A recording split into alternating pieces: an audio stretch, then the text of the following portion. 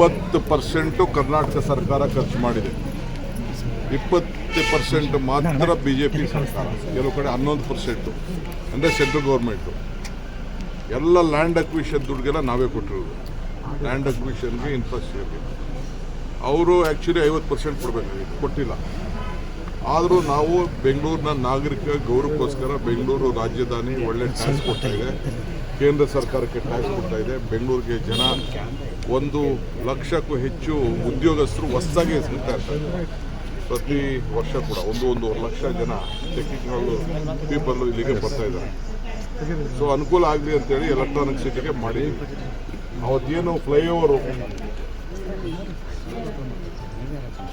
Flyover ಇತ್ತು, ಆ flyover ಕೂಡ ಆವತ್ತು ಮನಮೋಹನ್ ಸಿಂಗ್ ಕಾಲದಲ್ಲಿ ಮಾಡಿದಂಥದ್ದು. ಇವತ್ತು ಕೂಡ ಇನ್ಫೋಸಿಸ್ ಇರ್ಬೋದು, ಬಯೋಕಾನ್ ಇರ್ಬೋದು, ಡೆಲ್ಟಾ ಇರ್ಬೋದು, ಕೆಲವರೆಲ್ಲ ಕೂಡ ಆ ಇದಕ್ಕೆ ಸ್ಟೇಷನ್ಗಳಿಗೆಲ್ಲ ಅವರೆಲ್ಲ ಪಾಪ ಹಣ ದುಡ್ಡು ಕೊಟ್ಟಿದ್ದಾರೆ. ಅವರಿಗೆ ನಾನು ಅಭಿನಂದಿಸ್ತೇನೆ. ಇವತ್ತೇನು ಈ ಒಂದಿದೆ, ಕೆಲವರು BJP ಅವರು ಪಾಪ ಏನೋ ಅವ್ರದ್ದೇ ಮಾಡಿದ್ರು, ಅವ್ರು ಯಾರು ಏನು ಸಾಧನೆ ಇಲ್ಲ. Like that central has fully neglected Karnataka. But to respect the honourable prime minister, we requested him to inaugurate. They have not given sufficient funds to us. We have made a beautiful model of double decker. Today I am appealing to the Prime Minister, at least 1 lakh crore, like a national capital. They have to do to us for Bangalore, because Bangalore is giving the highest tax collection in the country. It is the second tax collection in this century. So ಇಡೀ ದೇಶದಲ್ಲಿ 2ನೇ ಅತಿ ಹೆಚ್ಚು ಹಣವನ್ನು, ತೆರಿಗೆಯನ್ನು ಇವತ್ತು ನಮ್ಮ ರಾಜ್ಯದಿಂದ ನಾವು ಕೊಡ್ತಾ ಇದ್ದೀವಿ. ಇದನ್ನು ಗಮನದಲ್ಲಿ ಇಟ್ಕೊಳ್ಬೇಕು. ನಾನು ಅಲ್ಲಿ ರೆಪ್ರೆಸೆಂಟೇಷನ್ ಕೂಡ ಅವರಿಗೆ ಕೊಡ್ತಾ ಇದ್ದೀನಿ. ನಾನು ರಿಕ್ವೆಸ್ಟ್ ಮಾಡ್ಕೊಳ್ತಾ ಇದ್ದೀನಿ, ನೀವು ಬೆಂಗಳೂರನ್ನ ಬೇರೆ ಥರ ನೀವು ನೋಡ್ಕೋಬೇಡಿ, ರಾಷ್ಟ್ರೀಯ ಕ್ಯಾಪಿಟಲ್ ಥರ ಯಾವ ರೀತಿ ಗಮನಿಸ್ತೀರಿ.